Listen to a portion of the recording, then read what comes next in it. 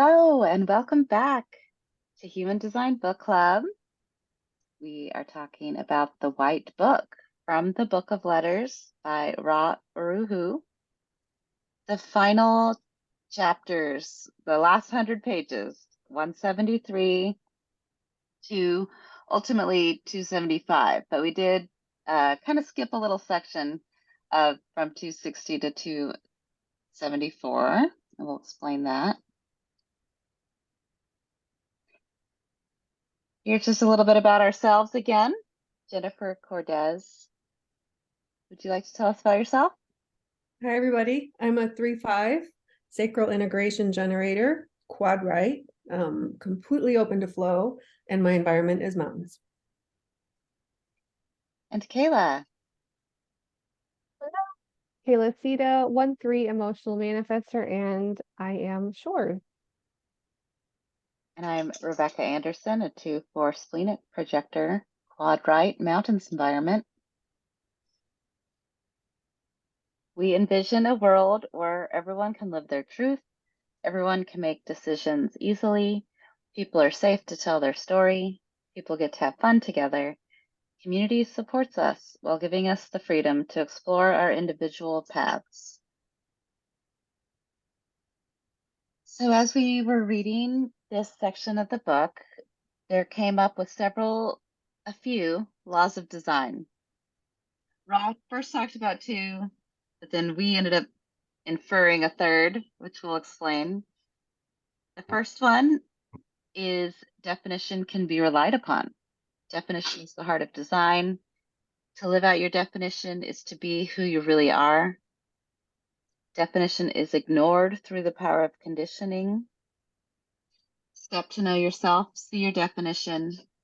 Step to be yourself, rely on your definition. What did you guys think about this section of the book, this law of design? Well, I'll say overall that the White Book really surprised me.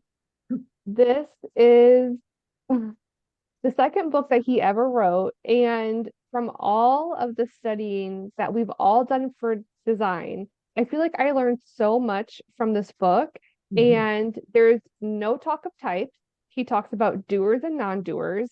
And there's really no talk about like hierarchies of centers per se either. Like there's so much that is really hammered upon when you learn design in general. He doesn't really touch on any of that stuff in this book. And this is like the OG book for analysis. And he doesn't even talk about types. And so honestly, I was just kind of like mind blown a little bit. I feel like I loved this book and I just wanted to touch on that. The fact that like we don't even have types in this. There's just doers and non-doers. And obviously the doers are the manifestors because it has to do with having an energy center connected to the throat. But besides that, there's really no talk about specific types. So I just thought it was really neat to have so much information that isn't even focused on the things that we typically focus on in design. Yeah. And on the doer and non-doer, I loved it so much too, that part specifically. And well, let me know if you saw this differently, but I also took away that he kind of meant manifesting generators in his doers because he wasn't necessarily differentiating if the sacral was defined or not. It was simply a motor connected to the throat. So that could be both manifesting generators kind of lumped in together as doers. So I thought that was a really fascinating twist compared to what's talked about in other materials. Yeah. What do I you really think, like Jen? that. Oh, go ahead, Kayla. Oh, no, go ahead, Jen. I'm not sure where I was going with that either. It brought up, I don't remember where I had been advanced mechanics, but when he was talking about sleep for the designs, he treated a manifesting generator as a hybrid of a generator and a non-sacral being. I remember reading that not too long ago and being, I mean, okay, fine, I'm not going to argue with you, but I thought, why though? Because we're taught through the official training that basically there's 4 types, not 5. MG is a generator. I always think like if they have to almost have the hybrid of how to fall asleep, like to be in bed for a while and wind down, they just take more to get rid of it. There must be something a little bit different There has to be. So that's, I kind of agree. I'm thinking it's almost like they're just like a powered up manifester. They just need to Well, remember to wait to respond. wow. Yeah, I mean, there's just no differentiation here when we Yeah. talk about the type. So it was just neat to have a clean slate for not even like to talk so much about human design without even talking about the typical talking points. I don't know, I was pretty impressed with the book. And I also like how we talked about with this, that definition is ignored through the power of conditioning. When he was looking at Hitler's chart, he was talking about how so much of his definition was kind of like powered by his openness, that need to kind of prove that openness kind of even worked through his definition. So I really like the way he went through the charts and the planets and things like that too in such depth. And to remember like how many thousands of babies were basically had Hitler's design, but they didn't turn into Hitler. And that also made me think of with circuitry, where he talked about in order to fulfill your potential, you're going to line up with people in your circuitry. And I thought that's also similar, is that if you're so conditioned, you're not even going to be able to identify what your circuitry is to know to be attracted to them. Mhm. Yeah, speaking of when he went through Hitler's chart, I definitely had a creepy vibe about it, even though Ra did a good job of trying to just be very objective and to try to explain what happened with him, and definitely went into how that not self and the conditioning makes a difference. But I will say I had creepy vibes. Uh, and this is one of the themes that came through over and over and over again. Mm-hmm. Where you are is who you are. Yeah. An undefined center is neither empty, broken, or needs to be fixed, is where we go to school in this life. I pretty much underlined it every time it was in there, and it was in there many times, so many It was. times. It just makes me reflect on like it's I don't even know exactly how to interpret it personally, because even though it's so important with an undefined G center specifically, and since we're traveling around in many different areas, I think for me it's going to be more of a reflection, looking back. Um, Part of my 33rd gate north node coming into play eventually, it's just more and more about I'm going to be reflecting on it. So while I'm in it, it's a little bit harder to interpret. But do you guys have any specific examples or stories for this section? One thing that stands out to me with this quote that I thought was really interesting, this actually comes from a little bit later in the book, but I think it fits in well here to talk about. On page 214, he talks about when you have your sun sign in an undefined center. And I had never heard it explained like this, and I thought it was really cool. He says, the same principle applies to both dormant suns or undefined centers. They can only be negative if the being is unaware. The dormant sun has no limitation on the ways it is possible to express its light. And more importantly, it is only the dormant sun that can come to understanding the nature of its own light. So when we talk about a hanging gate and open center, you can kind of express that in a way that I'd never heard, that like my sun is in an open ajna. And so I am not limited in the way I can express that. Versus if it was a channel, they have a limited expression of the way I shine my sun, my light. And that really stood out to me because when you first go through like LYD and stuff, you're like, oh, but my sun, my moon, this is in an open center. So like I don't have it all the time. But a positive way of spinning that is that you have an unlimited way of expressing that because of the way I take in opinions or take in the details for my opinions is open to many different ways. So I thought that was a really cool thing that he kind of brought up there that I hadn't heard before. What page was that one? 214. I loved I that thought that was, too, because yeah. mine is also in an undefined center, gate 42, undefined sacral. And it's hard to get a grasp on it sometimes of like, but it's supposed to be my most powerful one, but it's not on all the Hmm. time or something. But Yeah. Just you're means right. your expression isn't limited in it because you're going to be taking in conditioning and how you experience it.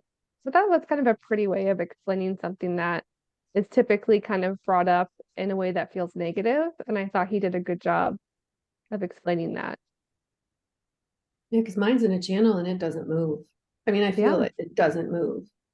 My 18.3 is expressed in a certain way in a certain planet, certain line. And because I have the other end, it just, right, it doesn't move. Hmm. So I thought that was a cool way of explaining Yeah. if someone's trying to get a better grasp on those gates in an undefined center, you just aren't limited on your expression of them. There's Can you all go these back a different second, ways you're going Rebecca? to hook up. Is this, or I'm the other one, the first law, please? Thank you. Because what this reminds me of too is when people are so into an incarnation cross reading, like I was kind of conditioned away from that from reading him so deeply as he was farther on. Not that I would mind doing it, but it kind of doesn't matter unless you're living everything else out. I wonder when people are worried about want to know what their purpose is, and that's what they tie an incarnation cross reading to. I wonder if a lot of it is just to almost what Genoa Bliven called superhero keynoting, is to read the definition in the most positive aspect, because that's inside you too, just like you can not self-read. But if a bigger part of that is you're designed to blah, blah, blah, blah, blah. Like in analyst training, it was one of our experiments, and it was not supposed to be more than like 2 or 3 minutes. I did Keanu Reeves, but just like there's a really, really high note way to read the potential in that chart and the most beautiful expression. Like you kind of read it and go, woo, now, maybe it feels like candy because that's not your day to day and you still have to deal with not self and conditioning. But I wonder if a bigger part of the knowing yourself isn't what people attach to the idea of what's my purpose, what's my incarnation cross, when it really is just the more positive expression. Like we've talked in the past about how he would really hammer 18 so hard. Whereas if you could really look at what the potential beauty is in an 18.3, that's part of you too. And if you're living that, you kind of don't have to worry about the incarnation cross because it grabs you and you're part of it before you realize it. Mm-hmm. Yeah, to me, that's where purpose comes in, is really this first part. And I'm thinking, even if, all right, let's say you're a reflector, the cells have definition, that's the blueprint of life at a cellular level. But even still, I almost kind of think for all of us, reflector or not, is to take your chart and see what the moon is doing, because it's going to travel the whole thing in a month anyway. You're experiencing all that other information. That's still part of you too. So it's like maybe a couple of days a month you experience this, and a couple of days a month you experience that. And then there's the backbone that it's built on, which are your standard defined channels. He reminded me so much of him are these mic drops, and I don't even know if he knows he does it, but he makes these like statements and is like, those are the ones that are like somebody just threw a boulder in the pond and the ripples are going on. Oh yeah, there was a lot of mic drops in this book, I feel Yeah, like. yeah. did you guys find it interesting again when he was going through Hitler's chart? Hitler has, if I recall, that channel of judgment as well. But it seems like the first time Ra gave it a fair description. He wasn't even mean about it. That was That's ironic. so funny. That is ironic. I think he was trying so hard not to pile on to what Yeah. everybody already talks about with Hitler. Yeah. So our number two law of design: human beings rarely live out who they are. They're always living out what they were not. And he did hammer this home quite a bit in the book, and I could definitely see where it's true, in my opinion, from what I, read and learned and have experienced, that our conditioning and not self is a huge part of how we've grown up and learned. And as we become aware, it's something that we could try to be unlearn and decondition from. But again, this part gave me a little bit of a hard time too, because it hammered home our third law that we'll go into about no choice. But he did a good job of explaining it. Sometimes it's hard to hear about the not self and the conditioning, though, for me. What do you guys think? Yeah, I don't know that I have a lot to say on this one, but it's always just interesting to take a step back and just become the observer and see how much pressure that not self has on us, um, especially as like a split definition. So it's just something to observe, and it's like you can't say he's wrong, right? But it's a tough one to hear. And it made sense to me because I spent so much time on in differentiation degree, the not self mind mapping. So this to me was just an affirmation and a confirmation of what I'd spent a big chunk of time doing. But mine, it's just, it is so true with the completely open ego. Not that I don't have not self noise everywhere else, but the loudest is always, it's still proving myself, proving I'm worthy, proving I'm valuable. And I'll notice, and I think a lot of times when we, if you're older at least, and you choose to enter into design, and there's a lot of conditioning like plaque or tartar is built up, it's just get used to being uncomfortable and then see what it does. Because I think that's what a lot of this is if there's a situation we don't like or a relationship's not working well, if we're so busy being who we're not because we think we're supposed to, and it will give us this or all the other nonsense, it can't unravel and you can't attract what you're supposed to be because you're not even in your proper frequency, right? You're in a bass and you're supposed to be, I don't know, alto, something completely different. And I'm thinking, because it's just get used to being uncomfortable. You can be uncomfortable and not like where you are, or you can be uncomfortable and be moving towards something positive. Yeah, it was very much an affirmation to me. It's just hard. Mhm.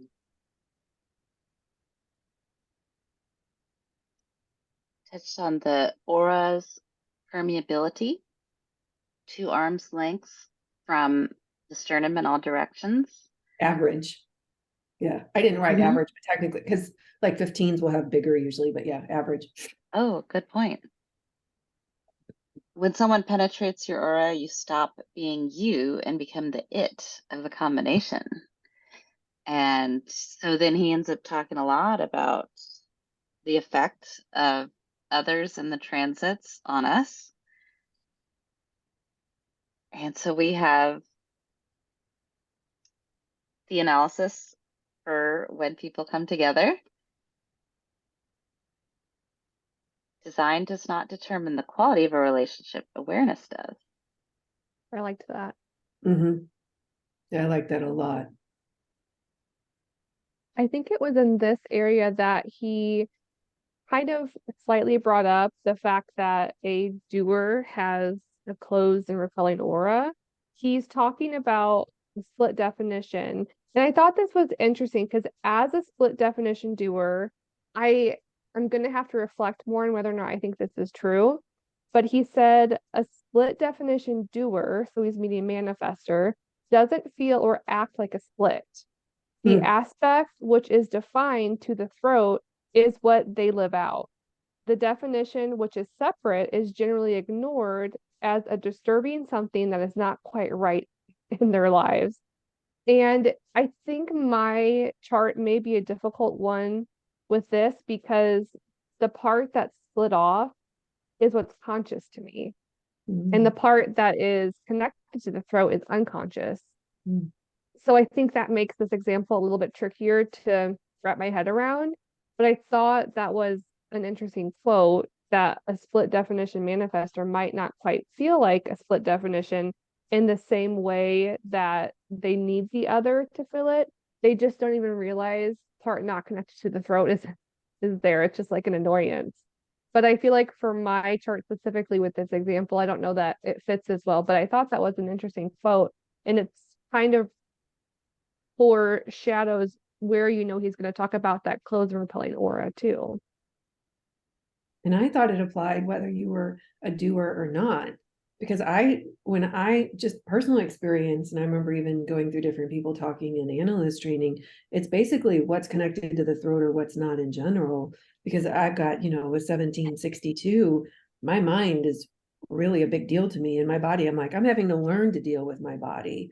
And that's not even as a manifester, and at least mine's conscious. So I think there's probably layers between what you're relying on is conscious or unconscious, throat, not throat. I think there's probably a few different layers that go in there. That's a good point. Yeah. Definitely. And he did talk quite a bit about how we don't really have as much access to the design unconscious as we do compared to the conscious personality side.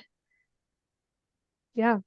And I don't think he talked about like a hierarchy of like authorities, but he did talk about how this quote made me laugh. Okay, so he's talking about how like the mind will tell you over and over again until you pay attention. The Mhm. spleen tells you once. And he said emotions will tell you in a wave. And when the cycle is complete, if you haven't paid attention, you will have an emotional crisis.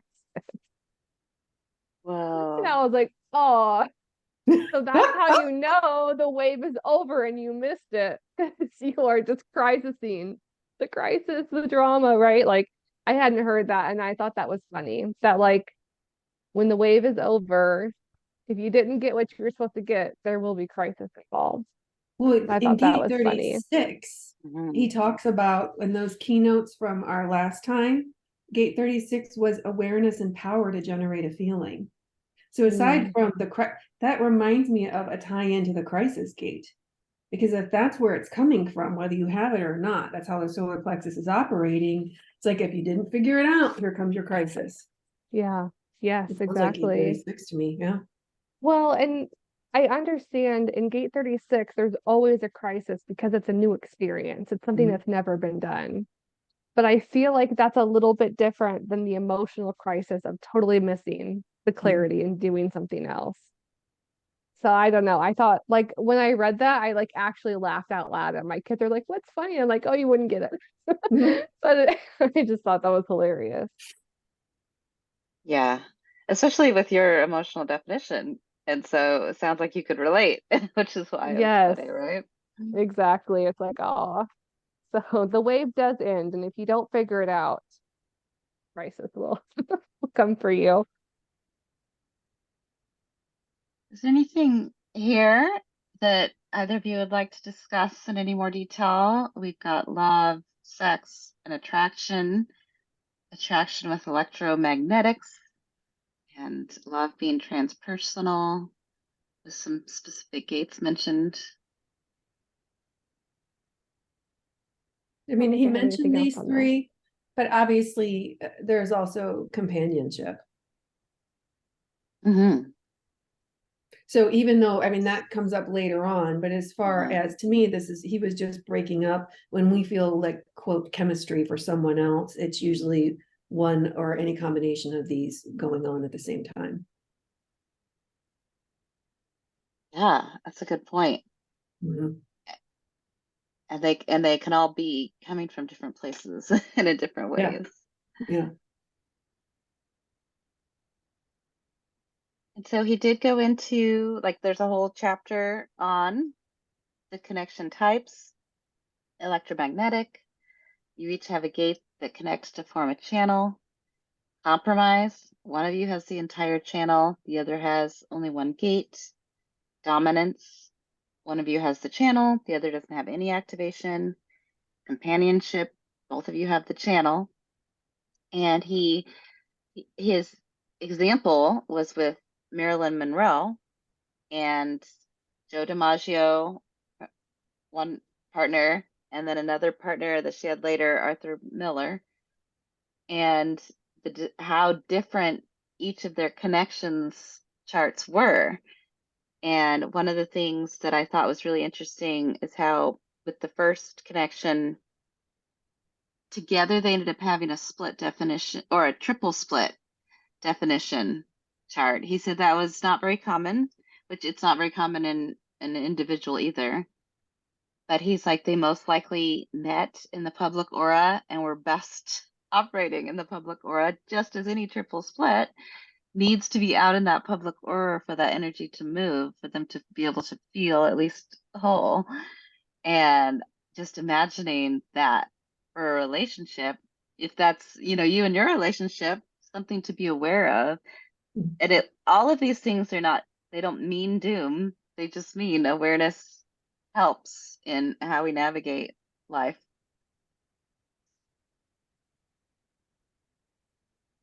Yeah, I really enjoyed that. I think he did a lot of good examples about things that could help you just understanding yourself and others.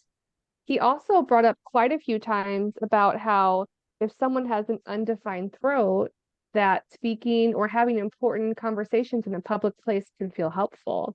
And I Hmm. thought that's good information to know. And I don't think I'd really heard that before, but he brought that up multiple times in this book. Because Very otherwise, I mean, helpful. it's fine for the defined throat. It's the undefined throat that would not, I mean, Yeah, suffer is a strong word, but yeah, yeah. because you're only getting those gates that the defined has. Mhm.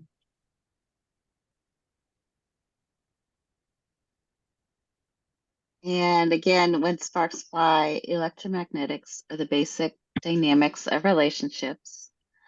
There's mutual conditioning. You potentially fulfill the possibility of the other. And it's actually love hate because someone is conditioning the release of the potential attraction and repulsion. There's always yin and yang, this and that in all of what we're talking about. It might be kind of neat at some point because we three have electromagnetics together, but we're not like Mhm. dealing with attraction. Yet there's attraction enough in that we've been friends for a couple of years. And it might be kind of, and I wonder if it's whether I'd have to really look at it. If it is that those love gates are there, or the sex gates, or the caring gates. Like, I wonder if there's almost kind Mm, of like a waiting to it, if that makes sense. Because yeah. like I was with a friend for a while on Saturday and actually did a reading of her chart just like on the fly, and it kind of didn't, she's a mental projector, and I thought, of course, I've known her for, I don't know, a decade now, that makes sense. But like, we have a couple of electromagnetics, but it's a friendship, it's not attraction based. So I'm thinking it can't just be electromagnetics that turn on an actual romantic relationship. Mhm. There has to be other factors going on. Yeah. Well, in Oh, one yeah. example, he talks about in the book when you send a kid off to school, especially in those younger years, they're gonna they're going to be pulled Mhm. towards the kids that have the same connection as parents because then they feel whole in that area again. Yeah, good point. Sometimes to him, I think Mhm. attraction just meant you're going for the harmonic. It doesn't mean, woo, let's get close Yeah. necessarily. Yeah, I definitely see the word attraction being used across the board. I think he brought up a few different examples too of, friendship or business partnerships, different things like that about how it still matters. Yet, if you're looking at you and your partner or you and your kids, you're just more likely to be together more often. And therefore the conditioning is just bigger and more often again, Hmm. I think is the difference. But, oh, yeah, I did mention this one.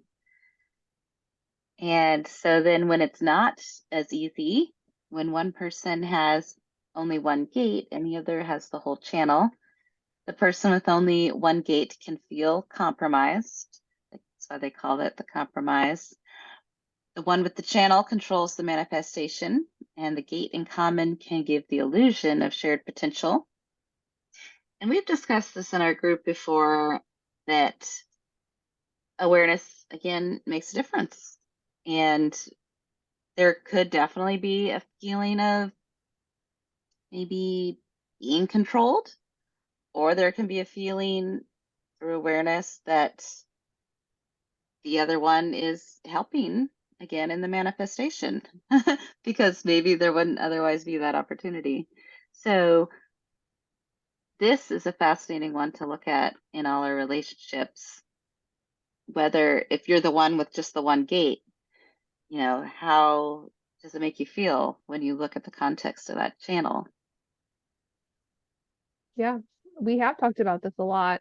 And I think when we had kind of looked at our relationships and friendships and things like that, sometimes being dominated in a channel doesn't have to feel bad. It can feel like, oh, they've got this. Like I don't have to show up here. Like we're good. It's all covered. That's kind of how I felt when relationships feel correct.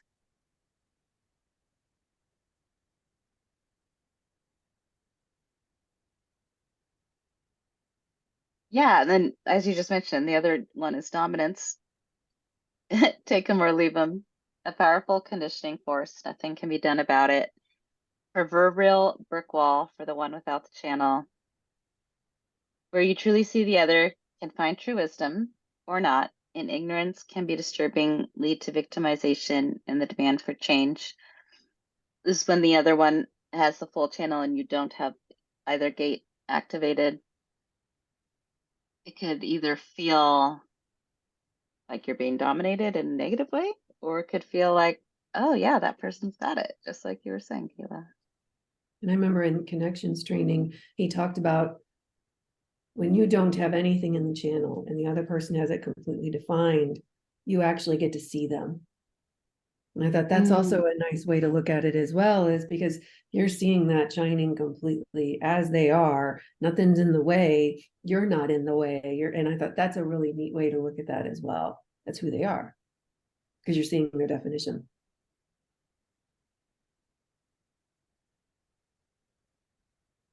And then the fourth quality, when we look at these companions charts, is the companionship itself isn't generally seen in personal partnership, tends to work best in careers, acknowledged common ground, but because you're used to it, no electromagnetic spark can feel boring.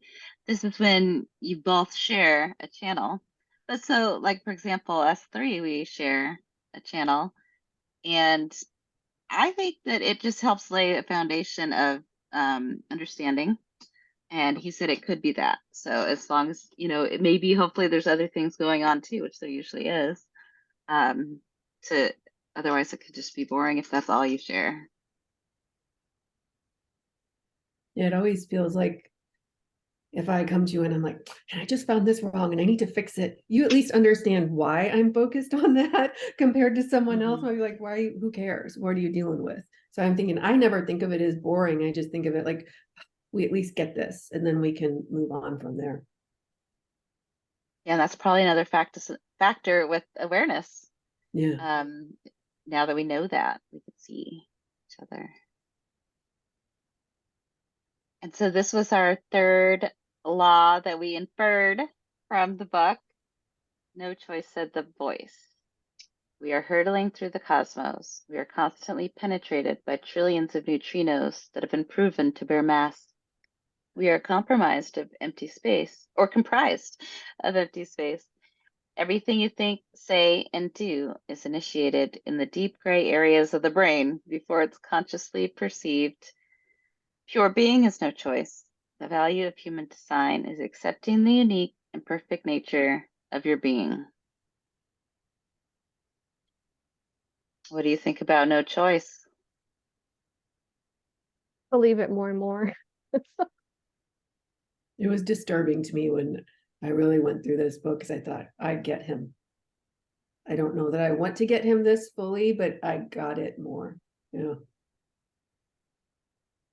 It's still pretty crazy to me. I still find it a little bit, but I see the point, and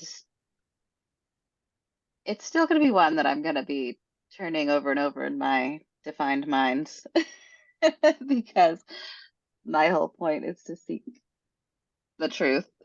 So I don't know. I'm not quite there yet, but I see the point.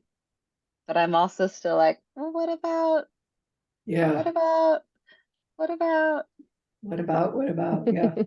I see his point. I don't want to agree with him, and I don't fully agree with him yet, but I see it. When I was a little bit early when I went to meet my friend, and I chose kind of an off time because like I'm really leaning more into mountains in the sense of usually not as many people around, and just to see how it feels. Plus with feeling cognition, I'm really sensitive anyway, and I'm sitting there and I was very aware of every person that moved through my aura. And I thought, this is fascinating. I didn't love it. I wasn't completely uncomfortable. It wasn't no get out, but I could see where he talked about where you are is who you are, because that where I was an impact. Or sitting close with my friend and talking with her, I could feel like we formed a connection between us. And I thought it was very interesting. It's just like, I don't remember if it was here or if I read it somewhere else, when Native Americans were in, was it the Civil War? They were conscripted and they had to cut their hair. They were brought in because they were trackers, and a lot of that ability was lost because their hair was providing sensory information. Whoa. Yeah, it must not have been here that I read it, or that would have stuck with you. I forgot where I was. But that it reminded me, in a sense, that feeling cognition and then paying more attention to my aura. It was like whoosh, one of my strands of hair got triggered and I could feel certain things moving through. So in that aspect, you're right. I didn't have a choice of who walked through or not, but I certainly had a choice as to whether I got up and got in my car and left. And in this book, he also went deep into the planets and the transits and how they affect us all differently. Not how the planets affect us with our designs, but also how they're affecting us as they move through the wheel and the different ways that we can notice that, especially like the longer moving planets, how they're generational. And I started looking up Pluto, I believe was the slowest moving, right? The farthest out. And I looked up when, mine compared to my sister who's a couple years after me, and then my other sister who's a couple years after me. And then I looked at each of yours, and then my husband. I looked at like basically everybody. And I was following it through the wheel. And it was like, oh, I see. It went from this gate to this gate within like these 2 years, and then to the next one. And it's been like maybe a quarter of the way since I was born till now. And it's just kind of like really, I don't know why that blew me away, even though I know it takes a couple hundred years to go through them all. But just to see that it had gone like a quarter of the way, and how that is just an always present factor in our lives.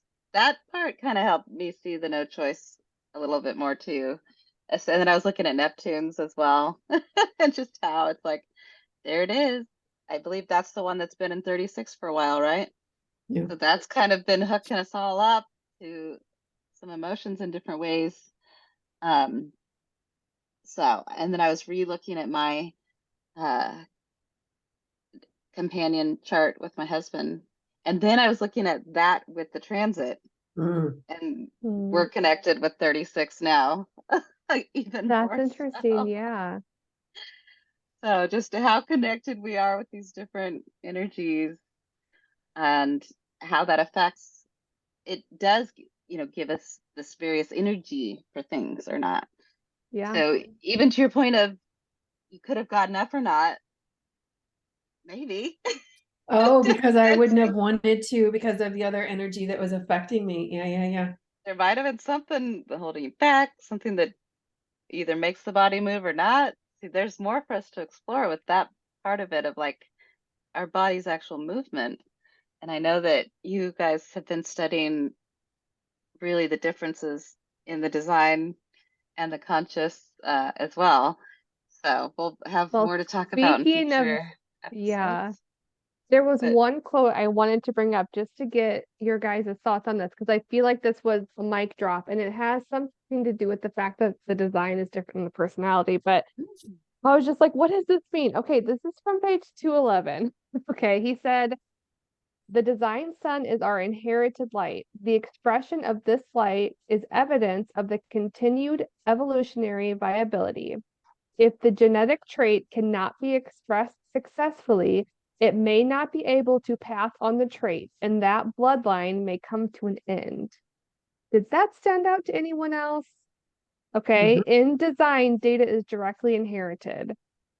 And the way he talked about the design being all about the blood and inheritance, like he talked about it at the beginning. We had done like the Instagram post about how like the son comes from the father, and the earth is inherited from the mother, and then a lot of the stuff is grandparents.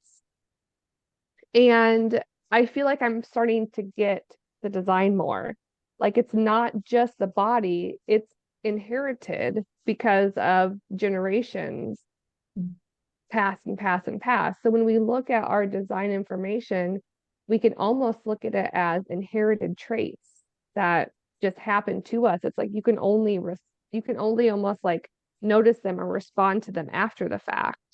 It's more of just like this came from somewhere down the line in this borrowed body that we have because of our grandparents and their grandparents and the ancestors. So I don't know. The fact that he talked about if you don't express it successfully, it may not be able to pass on the trait and that bloodline may come to an end. I was like, what does that mean? And then he just moved on. And I was like, what? Yeah. So The I just inheritance thought that was, piece is fascinating. yeah, just thought that was neat. And Like if he you could just don't, mean whether you have kids or not. Like we're used to maybe, saying expression as in you're using the trait. He literally may mean whether do you procreate and pass that through, because weren't the farthest three Uranus, Neptune, is that one, Jupiter? Those were I the made that note Pluto, the too. grandmother planets on the design Uranus, side. Neptune, and Pluto are the Yeah, grandparents. Yeah. but those were grandmother. Like I think a couple of times he mentioned the feminine, just like the earth as the feminine. Yeah, which Yeah. was kind of strange. If the son is coming from the father, then it's almost like it's matriarchal, except for the current generation. Who Yeah. knows? Who knows? The way he talked about, I wish he had done more differentiation and explaining a, a gate in design versus personality, because he didn't do that as much, but he definitely made a big distinction that the design is the inheritance in the blood. So that gave me a lot to think about. And now you're back to what I've been chewing on for a couple of years now, which is how in the world then does the personality carry genetic information? Or if at least Should it's be, yeah, expressing it, at least if it's expressing it out of the milieu, okay, because it does spend time in the womb before it's like quote stamped as it comes out, that the personality experiences every single line and gate, like it runs through all of it. Okay, yeah, fine. But it wasn't there when the body was built.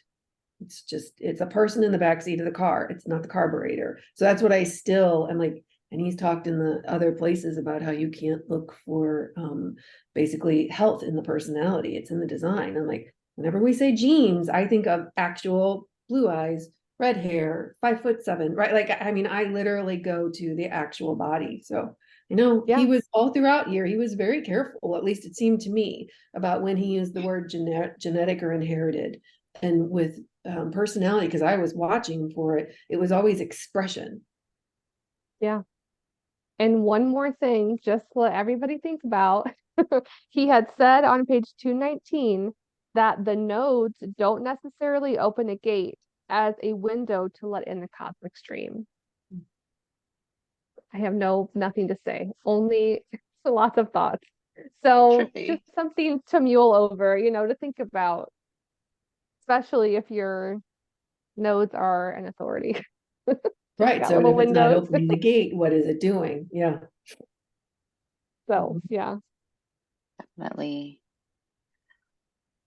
Well, if anyone listening or watching has anything you would like to chime in on regarding this discussion, anything about what we talked about regarding this white book, or human design in general, we'll be back with our next topic and welcome you. And feel free to, comment wherever you've heard or watched this session.